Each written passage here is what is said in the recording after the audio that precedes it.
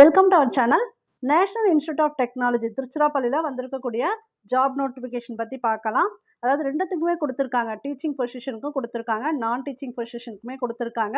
So ரெண்டுமே இந்த வீடியோவில் ஃபுல்லாக பார்க்கலாம். இந்த சேனலுக்கு ஃபஸ்ட் டைம் வரீங்கன்னா சப்ஸ்கிரைப் பண்ணிடுங்க, பெல் ஐக்கானும் கிளிக் பண்ணிக்கோங்க. அப்போ தான் நாங்கள் போடுற வீடியோ இமீடியட்டாக உங்களுக்கு ரீச் ஆகும். ஃபஸ்ட்டு அந்த நான் டீச்சிங் பொசிஷன்ஸ் என்னென்ன இருக்குது அப்படிங்கிறத பார்த்தலாம். அசிஸ்டன்ட் லைப்ரரி இது வந்து டெப்யூட்டேஷனில் கொடுத்துருக்காங்க. அசிஸ்டன்ட் ரெஜிஸ்ட்ரார் இதெல்லாமே டைரக்ட் ரெக்ரூட்மெண்ட்டு. அடுத்து assistant registrar online, scientific and technical officer, superintending engineer, senior medical officer, executive engineer, principal SAS officer, SAS officer. இப்போ இம்பார்ட்டன்ட் டேட்ஸ் என்னென்னு பார்த்தீங்கன்னா, ஆன்லைன் அப்ளிகேஷன் எப்போ ஸ்டார்ட் ஆகுதுன்னா 12/3/2026. ஸோ ஆல்ரெடி வந்து ஸ்டார்ட் ஆகிடுச்சு. Closing date for submission of online application 12/4/2026, April 12 வரைக்கும் date கொடுத்துருக்காங்க. Last date for submission of hard copy application 20/4/2026 வரைக்கும் இருக்குது. இதுக்கு என்னென்ன எசென்ஷியல் குவாலிஃபிகேஷன் வேணும், ரெக்குவயர்மெண்ட் என்ன, மற்ற எல்லா இன்ஃபர்மேஷனுமே நீங்கள் வெப்சைட்டில் போய் பார்த்துக்கலாம்.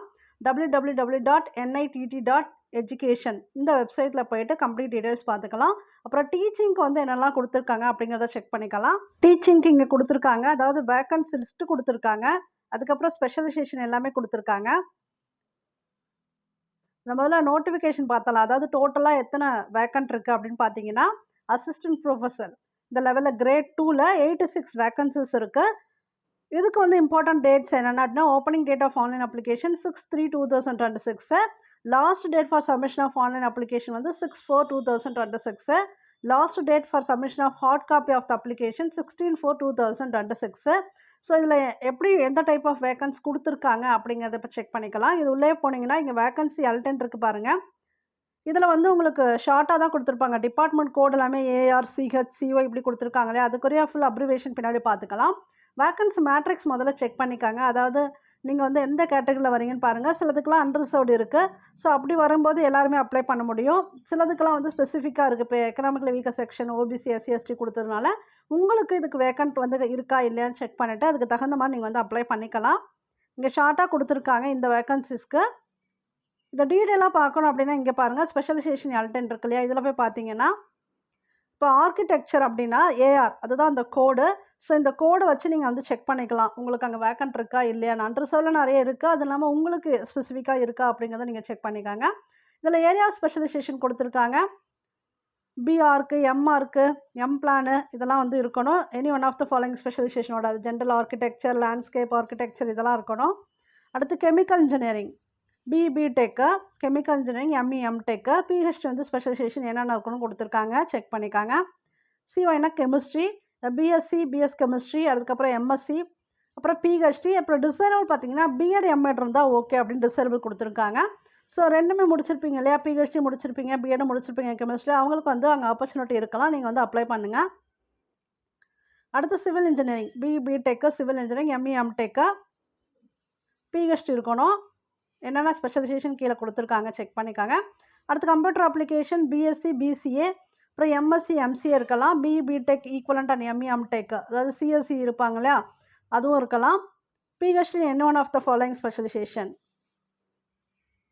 கம்ப்யூட்டர் சயின்ஸ் அண்ட் இன்ஜினியரிங் இது தனியாக கொடுத்துருக்காங்க, இதுக்கு PhD இருக்கணும், அது செக் பண்ணிக்காங்க. Electrical and electronics engineering BE ME இல்லைனா BTech M.Tech இருக்கணும், அதுக்கப்புறம் PhD இருக்கணும்.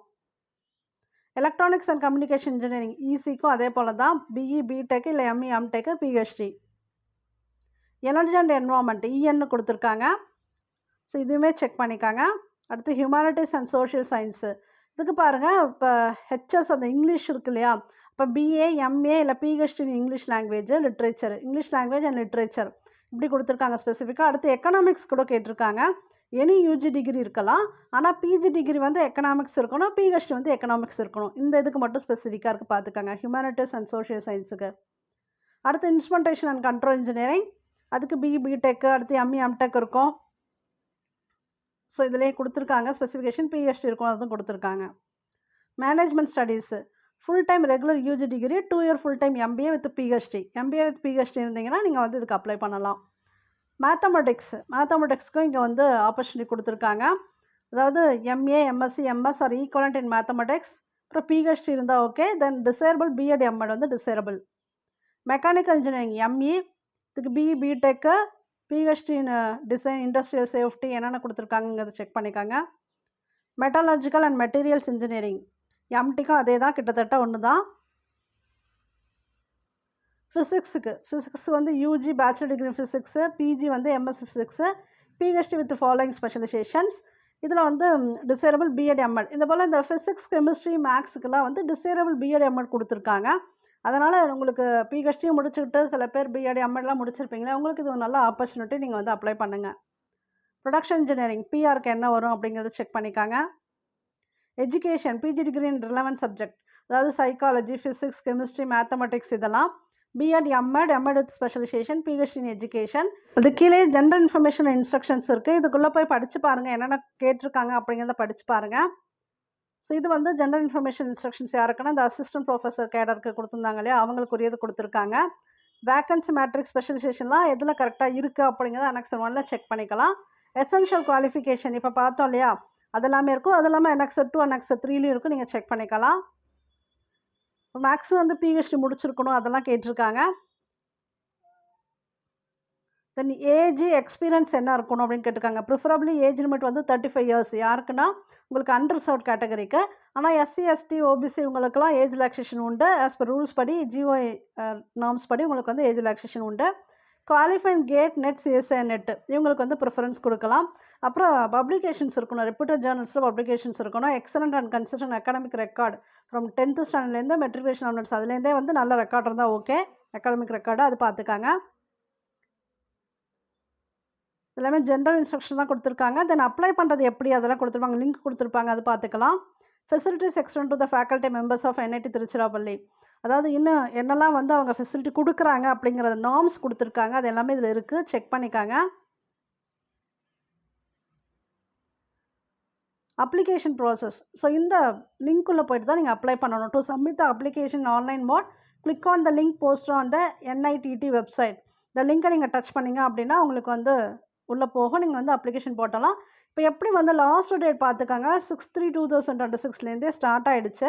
உங்களுக்கு எப்போ ப்ராசஸ் க்ளோஸ் ஆகுதுன்னா 6/4/2026 1 மந்த் டைம் கொடுத்துருக்காங்க. அப்புறம் நீங்கள் ஹார்ட் காப்பியாக அனுப்பணும், அதுவும் பார்த்துக்காங்க. அப்ளிகேஷன் ப்ராசஸிங் ஃபீ இருக்குது, நான் ரீஃபண்டபிள் அப்ளிகேஷன் ப்ராசஸிங் ஃபீ கொடுக்கணும் 2500. யாருக்குன்னு பார்த்தீங்கன்னா general economically weaker section OBC கேண்டிடேட்ஸ்க்கு ₹1250. இது யாருக்குன்னு பார்த்தீங்கன்னா எஸ்சி எஸ்டி பிடபிள்யூடி கேண்டிடேட்ஸ்க்கு கொடுத்துருக்காங்க.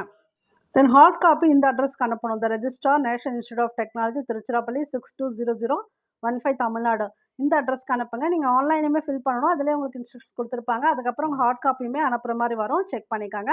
எந்த டேட்குள்ளே அங்கே போய் ரீச் ஆகணும்னு பார்த்துக்காங்க. 16/4/2026 5:30 PM முன்னாடி அவங்களுக்கு வந்து ரீச் ஆகணும். அதுக்கு தகுந்த மாதிரி நீங்கள் வந்து அப்ளை பண்ணிவிடுங்க. ஓகே, இதுக்கு யாரெல்லாம் குவாலிஃபைடோ அவங்கெல்லாம் அப்ளை பண்ணுங்கள். இந்த சேனலுக்கு ஃபஸ்ட் டைம் வரீங்கன்னா சப்ஸ்கிரைப் பண்ணிடுங்க, பெல் ஐக்கான் கிளிக் பண்ணிக்காங்க. அப்போ தான் நாங்கள் போகிற வீடியோ இமீடியட்டாக உங்களுக்கு ரீச் ஆகும். தேங்க்யூ ஃபார் வாட்சிங்.